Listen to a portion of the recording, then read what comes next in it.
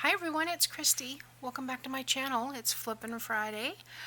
I am on number 11, week number 11 for Flippin' Friday, and lo and behold, if week number 11 doesn't overlap with week number 11 on Scrappin' Saturday.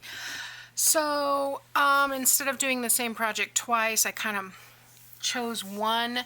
She does two tomorrow. The Scrappin' Saturday, she usually does two projects, so I'm only going to do the one. And the one that was the same, I took off of today for some reason. There were two on today's video on the flip-flops and folds. So we are going to do a tag pocket page. And as Corey points out in her video, this is not a flip-flops and folds, but it's something that is great to have on a page. And so what I've done is I'm trying to move more toward the back of the book here, and I've measured from the sewing line here to the edge from top to bottom, and I've decided that a 5 1/4 by 8 1/4 piece of paper will cover this nicely, leave a little reveal. And so I've got this piece here, and that's just gonna fit on there like so.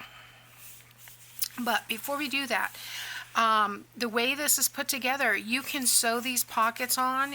I'm going to glue them, but whoa, you can absolutely sew these on. These are pieces of vellum that I have. They measure the width of the page.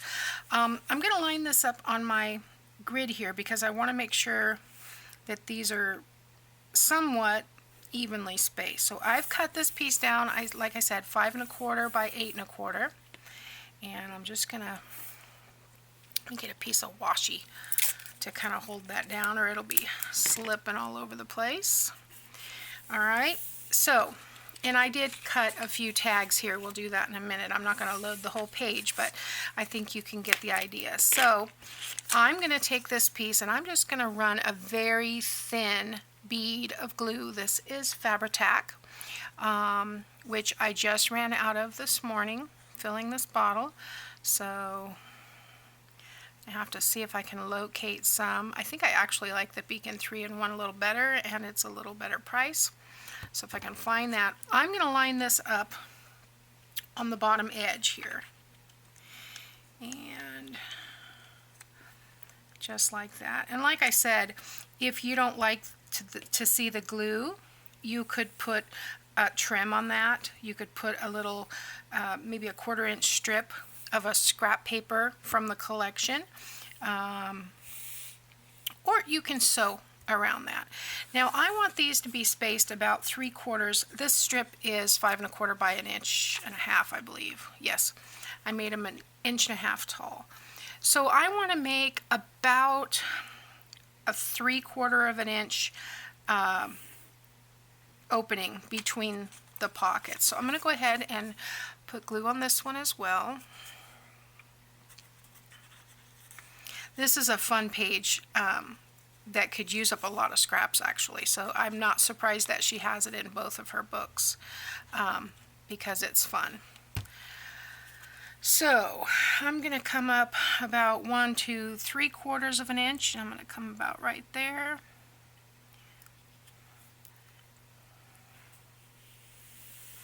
And put that pocket on. You could space them 1 inch apart, but I found that that would have it sticking out the top, which would be okay, but for this one I'm going to do 3/4 inch apart. I've got tags that are 2 by 3. There again, if you want to avoid the glue showing through the vellum, you don't have to use vellum for this. You could use anything for this, but you could 1, 2, 3. You could use you could sew these pockets on, especially since you're using a separate piece of paper and then attaching this paper down. So I'm not going to worry about those. We'll see how it dries. I don't know if it'll dry clear or not, but I'm not really worried about it. I think by the time you get the tags in, it's not going to matter.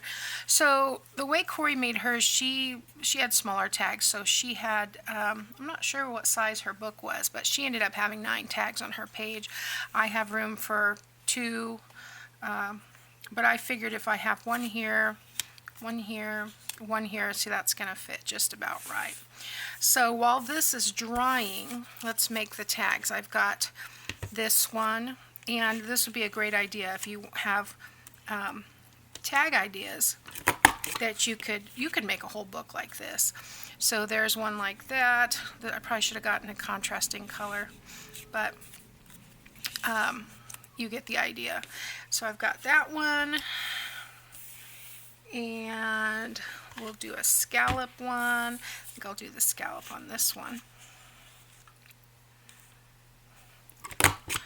like so. I'm not going all the way down to the bottom because I don't want that to that glue to attach.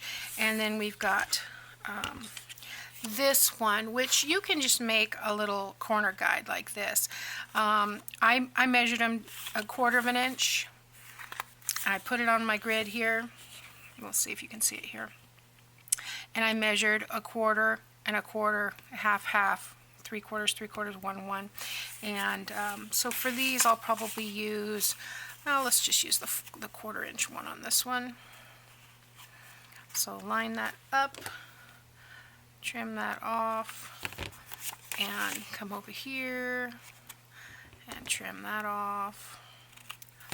So, you know, you don't have to have a punch to make these tags, and you will need a hole punch if you want to, but you can use, you know, any old punch will do. So we have that like that, and then I've got some different toppers for these. So in fact, this would be really cute if you sewed this down. I didn't need to punch a hole in that one, I forgot.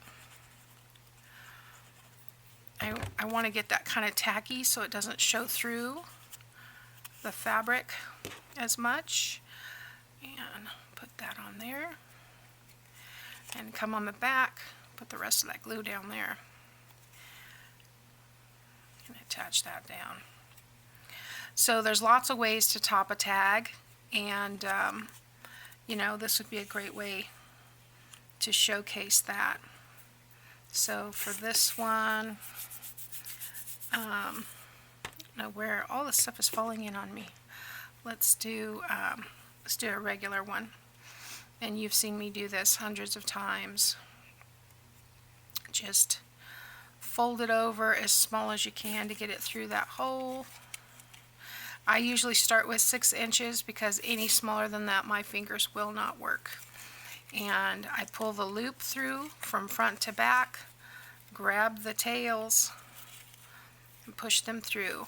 And then when I'm trying to pull these through, you want to just kind of wiggle it. Don't pull too hard or you'll rip that paper, especially depending on the thickness of the paper or cardstock.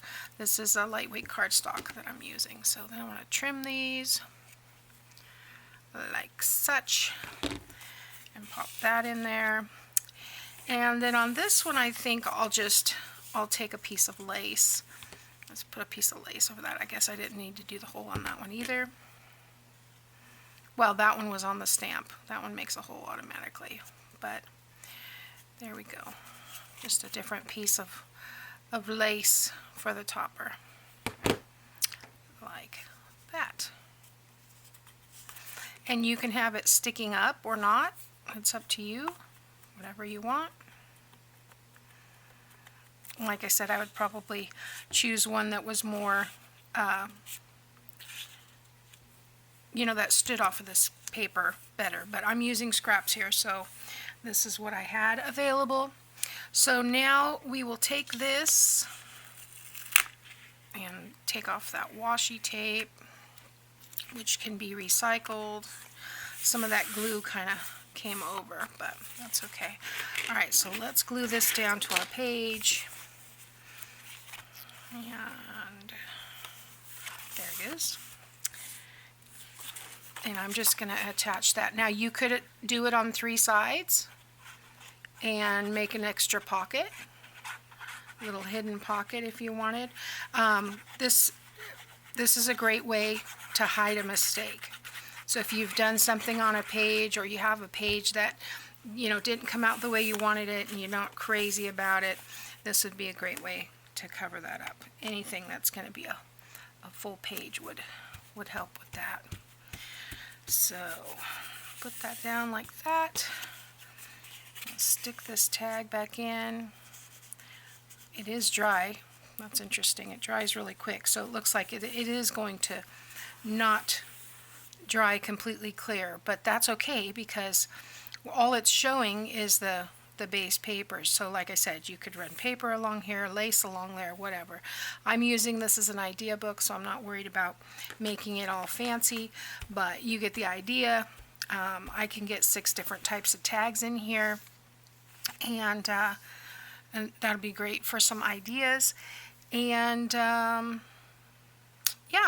I probably, if I was going to do this in a project, would sew along each pocket and probably down the middle, and that would keep these from, you know, coming over on each other.